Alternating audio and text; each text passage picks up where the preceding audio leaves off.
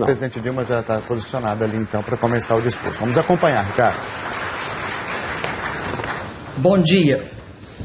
Embaixador John Ash, presidente da 68ª Assembleia Geral das Nações Unidas. Senhor Ban Ki-moon, secretário-geral das Nações Unidas. Excelentíssimos senhores chefes de Estado e de Governo. Senhoras e senhores, permitam-me uma primeira palavra para expressar minha satisfação em ver um ilustre representante de Antígua e Barbuda, país que integra o Caribe, tão querido no Brasil e em nossa região, à frente dos trabalhos dessa sessão da Assembleia Geral. Conte, Excelência, com o apoio permanente de meu governo. Permitam-me também, já no início da minha intervenção, expressar o repúdio do governo e do povo brasileiro ao atentado terrorista ocorrido em Nairobi. Expresso as nossas condolências e a nossa solidariedade às famílias das vítimas, ao povo e ao governo do Quênia. O terrorismo, onde quer que ocorra e venha de onde vier, merecerá sempre nossa condenação inequívoca e nossa firme determinação em combatê-lo. Jamais transigiremos com a barbárie. Senhor presidente, quero trazer à consideração das delegações uma questão à qual atribuo a maior relevância e gravidade. Recentes revelações sobre as atividades de uma rede global de espionagem eletrônica provocaram indignação e repúdio em amplos setores da opinião pública mundial. No Brasil, a situação foi ainda mais grave, pois aparecemos como alvo dessa intrusão. Dados pessoais de cidadãos foram indiscriminadamente objeto de interceptação. Informações empresariais, muitas vezes de alto valor econômico e mesmo estratégico, estiveram na mira da espionagem. Também representações diplomáticas brasileiras, entre elas a missão permanente junto às Nações Unidas e a própria Presidência da República do Brasil, tiveram suas comunicações interceptadas. Imiscuir-se dessa forma na vida de outros países fere o direito internacional e afronta os princípios que devem reger as relações entre eles, sobretudo entre nações amigas. Jamais pode uma soberania firmar-se em detrimento de outra soberania. Jamais pode o direito à segurança dos cidadãos de um país ser garantido mediante a violação de direitos humanos e civis fundamentais dos cidadãos de outro país. Pior ainda, quando empresas privadas estão sustentando esta espionagem. Não se sustentam argumentos de que a interceptação ilegal de informações e dados destina-se a proteger as nações contra o terrorismo. O Brasil, senhor presidente, sabe proteger-se. O Brasil, senhor presidente, repudia, combate e não dá abrigo a grupos terroristas. Somos um país democrático, cercado de países democráticos, pacíficos e respeitosos do direito internacional. Vivemos em paz com os nossos vizinhos há mais de 140 anos. Como tantos outros latino-americanos, lutei contra o arbítrio e a censura, e não posso deixar de defender, de modo intransigente, o direito à privacidade dos indivíduos e à soberania de meu país. Sem ele, o direito à privacidade, não há verdadeira liberdade de expressão e opinião e, portanto, não há efetiva democracia. Sem respeito à soberania, não há base para o relacionamento entre as nações. Estamos, senhor presidente, diante de um caso grave de violação dos direitos humanos e das liberdades civis, da invasão e captura de informações sigilosas relativas às atividades empresariais e, sobretudo, de desrespeito à soberania nacional do meu país. Fizemos saber ao governo americano nosso protesto, exigindo explicações, desculpas e garantias de que tais procedimentos não se repetirão. Governos e sociedades amigas que buscam consolidar uma parceria efetivamente estratégica, como é o nosso caso, não podem permitir que ações ilegais recorrentes tenham curso como se fossem normais. Elas são inadmissíveis. O Brasil, senhor presidente, redobrará os esforços para dotar-se de legislação, tecnologias e mecanismos que nos protejam da interceptação ilegal de comunicações e dados. Meu governo fará tudo o que estiver a seu alcance para defender os direitos humanos de todos os brasileiros e de todos os cidadãos do mundo e proteger os frutos da engenhosidade dos trabalhadores e das empresas brasileiras. O problema, porém, transcende o relacionamento bilateral de dois países. Afeta a própria comunidade internacional e dela exige resposta. As tecnologias de telecomunicação e informação não podem ser o novo campo de batalha entre os Estados. Esse é o momento de criarmos as condições para evitar que o espaço cibernético seja instrumentalizado como arma de guerra, por meio da espionagem, da sabotagem, dos ataques contra sistemas e infraestrutura de outros países. A ONU deve desempenhar um papel de liderança no esforço de regular o comportamento dos Estados frente a essas tecnologias e a importância da internet, dessa rede social para a construção da democracia no mundo.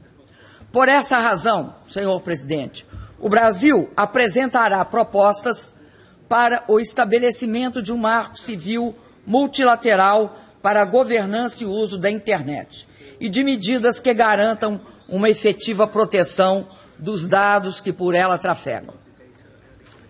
Precisamos estabelecer para a rede mundial mecanismos multilaterais capazes de garantir princípios como, primeiro, da liberdade de expressão, privacidade do indivíduo e respeito aos direitos humanos. Segundo, da governança democrática, multilateral e aberta, exercida com transparência, estimulando a criação coletiva e a participação da sociedade, dos governos e do setor privado. Terceiro, da universalidade, que assegura o desenvolvimento social e humano e a construção de sociedades inclusivas e não discriminatórias. Quarto, da diversidade cultural, sem imposição de crenças, costumes e valores. 5, da neutralidade da rede, ao respeitar apenas critérios técnicos e éticos, tornando inadmissível restrições por motivos políticos, comerciais, religiosos ou de qualquer outra natureza.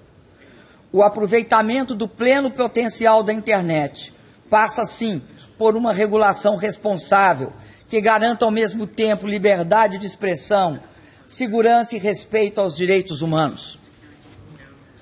Senhor presidente, senhoras e senhores, não poderia ser mais oportuna a escolha da Agenda de Desenvolvimento pós-2015 como tema desta sessão da Assembleia Geral. O combate à pobreza, à fome, à desigualdade constitui o maior desafio de nosso tempo. Por isso, adotamos no Brasil um modelo econômico com inclusão social, que se assenta na geração de empregos, no fortalecimento da agricultura familiar, na ampliação do crédito, na valorização do salário e na construção de uma vasta rede de proteção social, particularmente por meio do nosso programa Bolsa Família. Além das conquistas anteriores, retiramos da extrema pobreza, com o plano, Brasil sem miséria, 22 milhões de brasileiros em apenas 2 anos. Reduzimos de forma drástica a mortalidade infantil. Relatório recente do Unicef aponta o Brasil como o país que promoveu uma das maiores quedas deste indicador em todo o mundo. As crianças são prioridade para o Brasil. Isso se traduz no compromisso com a educação. Somos o país que mais aumentou o investimento público no setor educacional, segundo o último relatório do OCDE. Agora, vinculamos por lei 75% de todos os royalties do petróleo para a educação e 25% para a saúde. Senhor presidente, no debate sobre a Agenda de Desenvolvimento 2015, devemos ter como eixo os resultados da Rio+20. O grande passo que demos no Rio de Janeiro foi colocar a pobreza no centro da agenda do desenvolvimento sustentável. A pobreza, senhor presidente, não é um problema exclusivo dos países em desenvolvimento. E a proteção ambiental não é uma meta apenas para quando a pobreza estiver superada. O sentido da agenda pós-2015 é a construção de um mundo no qual seja possível crescer, incluir, conservar e proteger. Ao promover, senhor presidente, a ascensão social e superar a extrema pobreza, como estamos fazendo, nós criamos um imenso contingente de cidadãos com melhores condições de vida, maior acesso à informação e mais consciência de seus direitos. Um cidadão com novas esperanças, novos desejos e novas demandas. As manifestações de junho em meu país são parte indissociável do nosso processo de construção da democracia e de mudança social. O meu governo não as reprimiu, pelo contrário, ouviu e compreendeu a voz das ruas. Ouvimos e compreendemos porque nós viemos das ruas. Nós nos formamos no cotidiano das grandes lutas do Brasil. A rua é o nosso chão, a nossa base.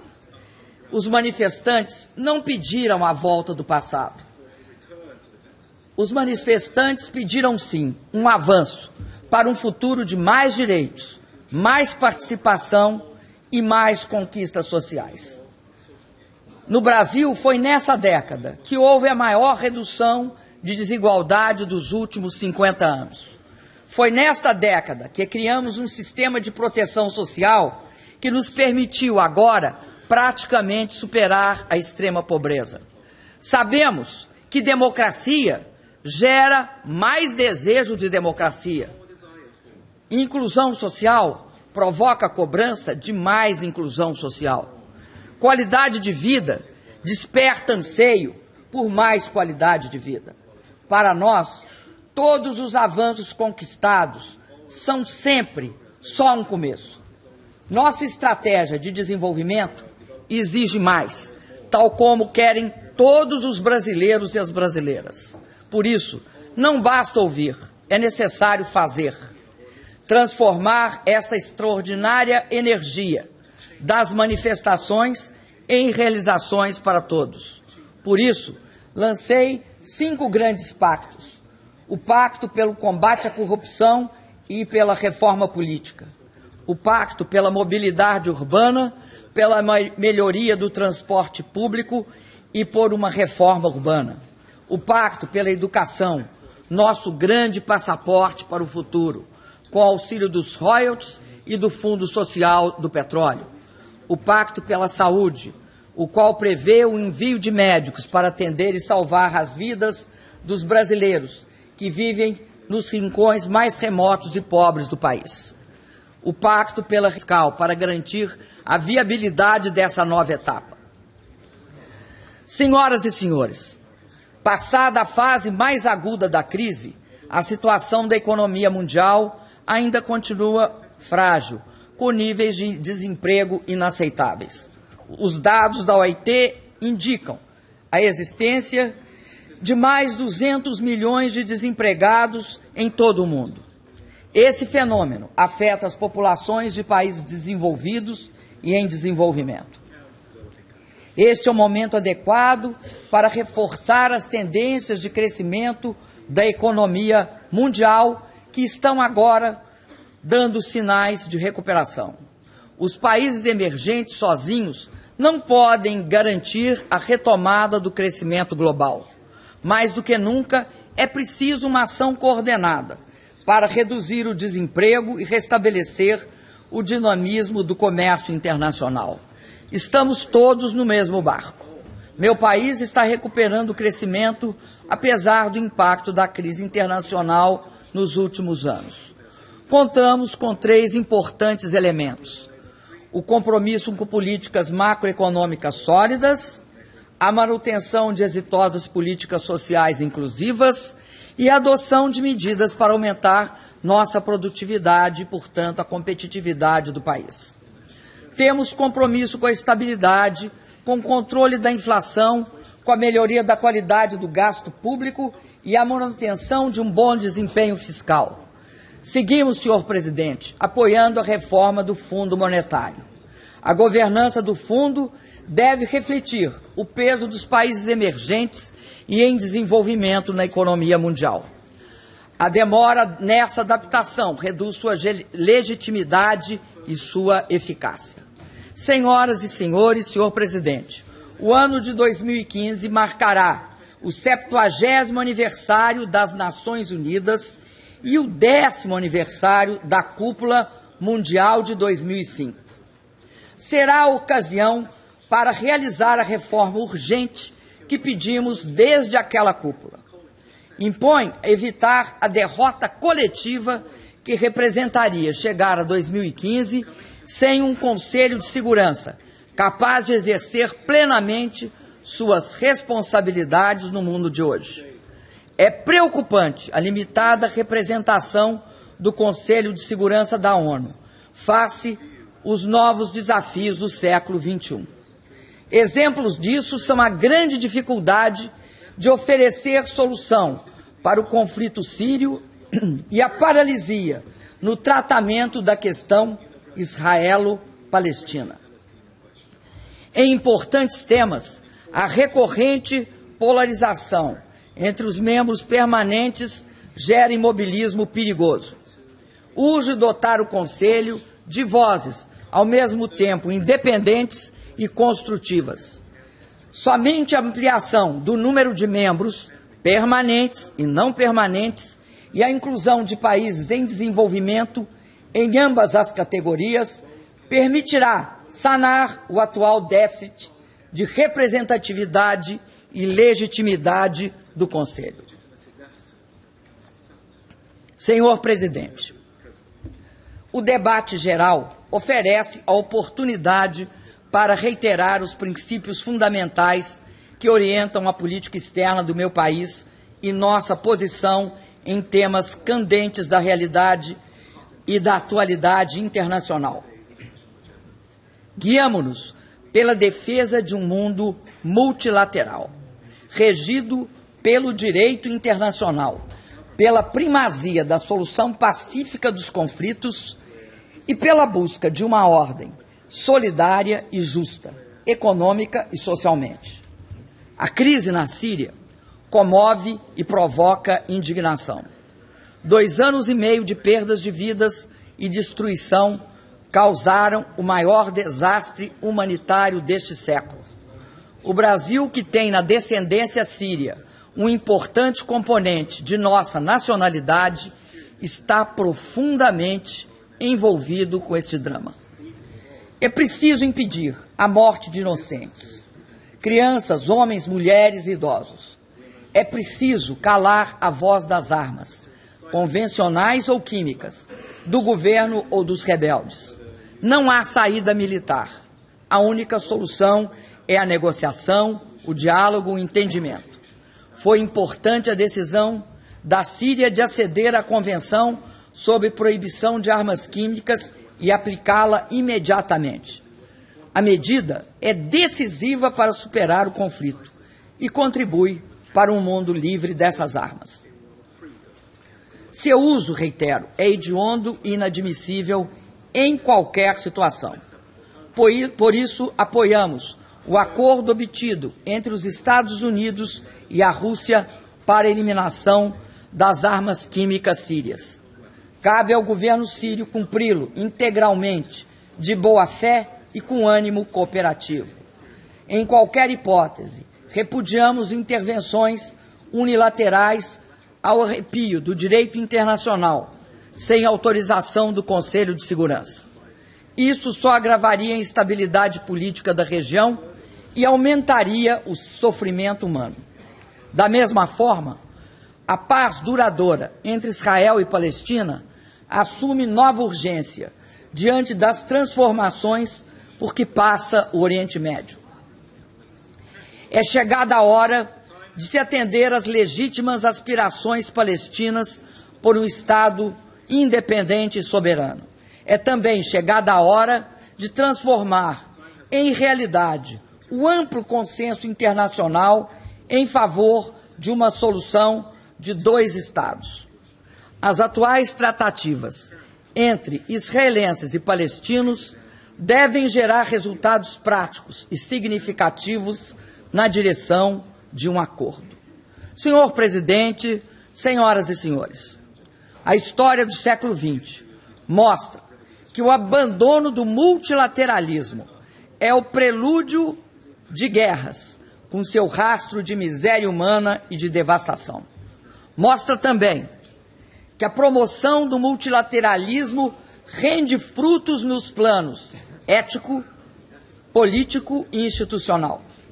Renovo, assim, o apelo em prol de uma ampla e vigorosa conjunção de vontades políticas que sustente e revigore o sistema multilateral, que tem nas Nações Unidas seu principal pilar. Em seu nascimento, reuniram-se as esperanças de que a humanidade poderia superar as feridas da Segunda Guerra Mundial, de que seria possível reconstruir dos destroços e do morticínio um mundo novo, de liberdade, de solidariedade e prosperidade. Temos todos a responsabilidade de não deixar morrer essa esperança tão generosa e tão fecunda. Muito obrigado, senhores e senhoras. Ouvimos, portanto, o discurso da presidente do Brasil, Dilma Rousseff, abrindo, então, essa sessão de discursos aí na Assembleia Geral das Nações Unidas.